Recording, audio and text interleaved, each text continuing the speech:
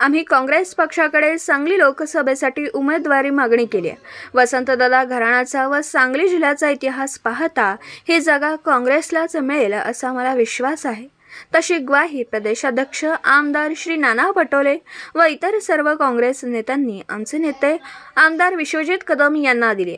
भाजपच्या किंवा अन्य कोणत्याही पक्षाच्या संपर्कात मी नाही अथवा मला भाजपसह कोणत्याही पक्षाने संपर्क साधलेला नाही असे असताना काही माध्यमे विनाकारण अफवा पसरवत आहेत, त्यात कोणतेही तथ्य नाही।